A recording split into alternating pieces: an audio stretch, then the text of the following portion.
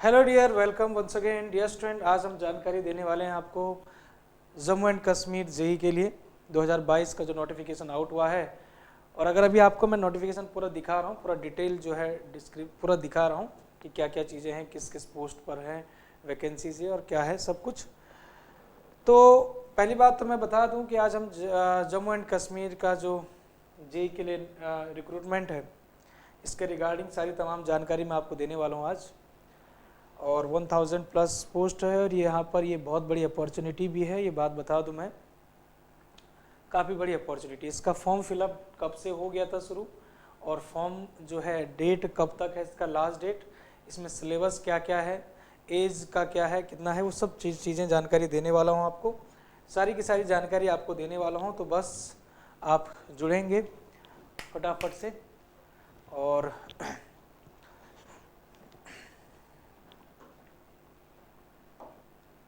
देखिए,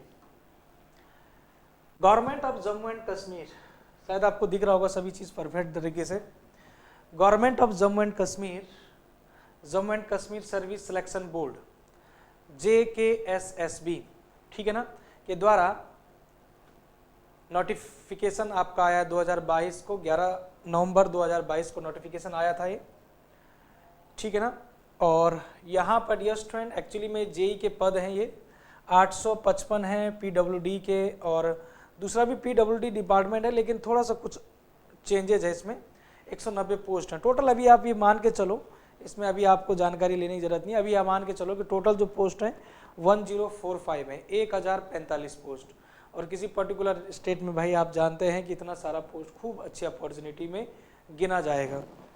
दूसरी इंपॉर्टेंट बात यह है कि डेट ऑफ जो सबमिशन है एप्लीकेशन की, वो 21/11/2022 तक है, मतलब कि 21 तारीख तक थी। और यहाँ पर हम कहेंगे मतलब 21 तारीख 2022 तक है ऑनलाइन एप्लीकेशन की, लेकिन लास्ट डेट भी आपको ध्यान रखनी है भाई। मतलब कि ये समझो कि 21 तारीख से शुरू हो गया है, 21 तारीख से शुरू हो गया है। और यहाँ पर जो है 20/22/2020, यहाँ पर लिख देता हूँ मैं 20/22/2020, दो डेट हमारे लिए इम्पोर्टेंट हो गई हैं। कौन कौन सी इसकी सर, इसकी दो इम्पॉर्टेंट डेट ये हो गई हमारे लिए जानकारी में कि हमारी फॉर्म फिलअप की जो डेट है तो 20/12/2022 है।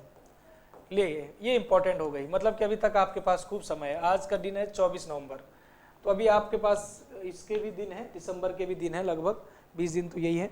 तो ये आपकी बात हो गई किसकी, फॉर्म फिलअप की लास्ट डेट जो है ये है। सबसे पहले तो इम्पोर्टेंट तो यही था आपके लिए। अब सवाल ये आता है, लास्ट डेट तो चलो हमें पता लग गई, उसके बाद हमें नंबर ऑफ पोस्ट भी दिख गई, कोई दिक्कत नहीं है, ठीक है ना। अब यहाँ पर नेक्स्ट जो स्टेप है वो ये है कि बेटा अगर आपके पास डोमिसाइल है, मैं आपको बता दूं क्योंकि दूसरा क्वेश्चन यही होने वाला है सभी स्टूडेंट का कि सर इसको बाहर वाला स्टूडेंट भर सकता है नहीं भर सकता, अदर स्टेट वाला। तो यहाँ पर साफ साफ लिखा है candidate should be domicile of the union territory of the Jammu and Kashmir, JNK जो हमारा यूनियन टेरिटरी है, केंद्र शासित UT केंद्र शासित प्रदेश। तो डियर स्टूडेंट यहाँ पर इसका डोमिसाइल होना चाहिए, ठीक है ना, इसका डोमिसाइल होना आपके पास जरूरी है। अगर नहीं है तो आप फॉर्म फिलअप नहीं कर सकते हैं। और इसकी भी कुछ डेट है, किस डेट तक आपका बन जाना चाहिए, ठीक है ना। Candidate must process the domicile certificate issued by the competent authority of the government of the ये, और एप्लीकेशन फॉर्म की जो डेट है उससे पहले आप पहुंचाएंगे डोमिसाइल को, और वो कहाँ का डोमिसाइल होगा, जम्मू एंड कश्मीर का होगा। तो ये साफ साफ तौर पर ये पता लग गया कि JKSSB का जो इतनी पोस्टें हैं ये आप तभी भर सकते हैं जब आपके पास डोमिसाइल वहां का है, पहला पार्ट चलेगा। नेक्स्ट क्वालिफिकेशन रिक्वायरमेंट अगर आप बात करें, अगर आपके पास वहां का अगर डोमिसाइल है और अगर आपकी क्वालिफिकेशन की अब बात किया जाए तो डियर स्टूडेंट क्वालिफिकेशन में आते हैं हम। क्वालिफिकेशन में आपके पास डियर स्टूडेंट सिविल इंजीनियरिंग में डिप्लोमा तो होगा, कोई दिक्कत नहीं, सिविल इंजीनियरिंग में diploma 3 year diploma in civil engineering, क्योंकि मैकेनिकल और सिविल दोनों की पोस्ट हैं, या आपके पास डिग्री इन सिविल इंजीनियरिंग, दूसरा पॉइंट और करके लिखा है, या तो आपका 3 साल में डिग्री हो, 3 साल में डिप्लोमा हो, ठीक है ना, government recognised institute, Indian institute, कहीं से भी आपने डिप्लोमा किया है लेकिन आपके पास डोमिसाइल होना जरूरी है। आपने कहीं से भी किया है कोई दिक्कत नहीं है, डिप्लोमा किया सिविल इंजीनियरिंग में, या डिग्री किया है सिविल इंजीनियरिंग में, कोई दिक्कत नहीं है, या 3 साल में मैकेनिकल डिग्री में इंजीनियरिंग की डिग्री लिया है, डिप्लोमा लिया है, क्योंकि मैकेनिकल की भी पोस्ट आगे। लेकिन सवाल ये होता है कि आपके पास डोमिसाइल होना चाहिए जम्मू एंड कश्मीर का। चलिए डिग्री और डिप्लोमा दोनों चल जाएंगे भाई, चलिए ये बात हो गई। उसके बाद फॉर्म फिलअप का ये जो है 550 जो है जनरल और ओबीसी के, जनरल के लिए है, और अदर जो कास्ट हैं आपकी पीडब्ल्यूडी, ईडब्ल्यूएस, एससी, एसटी, इन सभी के लिए जो है आपका 450 का है। हाँ ठीक है, चले इसमें कोई बहुत बड़ी बात नहीं थी आपको समझाने की। यहाँ पर आते हैं आपका कि एग्जामिनेशन जो होगा कैसे होगा, स्कीम ऑफ एग्जामिनेशन। एग्जामिनेशन कैसे होगा? Examination will be consist of objective type, multiple choice question होंगे, मतलब कि ऑब्जेक्टिव टाइप होगा। और ये क्वेश्चन क्या होगा? सेट आपका इंग्लिश लैंग्वेज में होगा ओनली, साफ साफ तौर पे लिखा है इंग्लिश लैंग्वेज ओनली, मतलब कि question will be set in the English language only, बता दें आपको, ठीक है।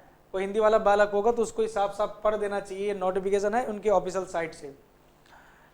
तो मतलब कि सर्वप्रथम बात ये हो गई कि भाई ऑब्जेक्टिव टाइप पेपर होगा ये। अभी ऑब्जेक्टिव में नॉन टेक रहेगा या टेक्निकल रहेगा, वो सब बातें मैं आगे कर रहा हूँ।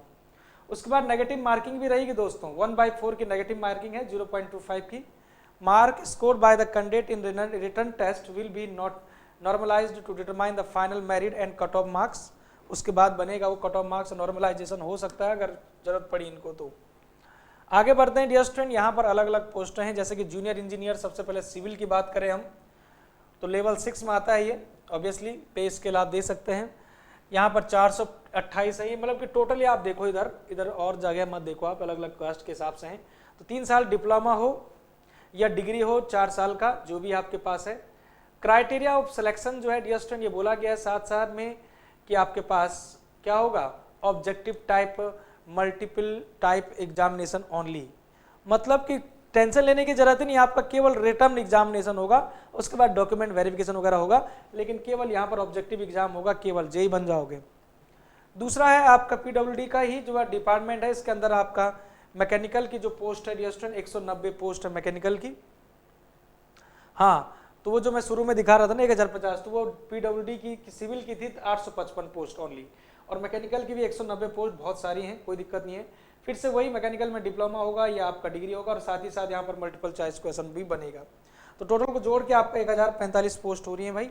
तो नंबर ऑफ पोस्ट से रिलेटेड कोई डाउट नहीं होना चाहिए आपकी, नंबर ऑफ पोस्ट कितनी है, ठीक है ना, नंबर ऑफ पोस्ट भी आपने बनानी। नेक्स्ट है, अब आते हैं डियर स्टूडेंट, यहाँ पर साफ साफ तौर से डिफाइंड रहता है। इसमें सबसे मजेदार बात यह है कि इसके सिलेबस में या पिछले साल के जो हमने एनालिसिस किया है पेपरों का, इसमें साफ साफ तौर पर सब कुछ दिया रहता है, क्या क्या चीज दिया रहता है देखिएगा।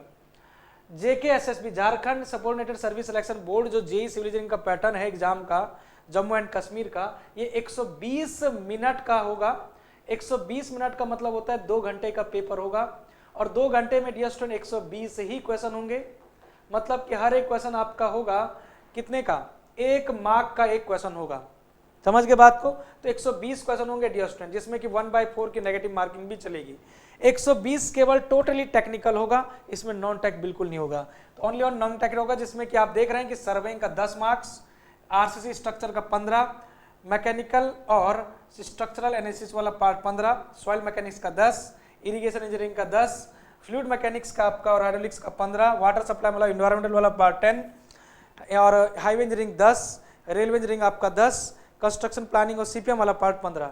सबसे हटके जो बात है इस एग्जाम की, वो बीएमसी नहीं पूछ रहा है, सिलेबस में तो दिया नहीं है भाई बीएमसी, साफ साफ तौर पे इन्होंने कहा है।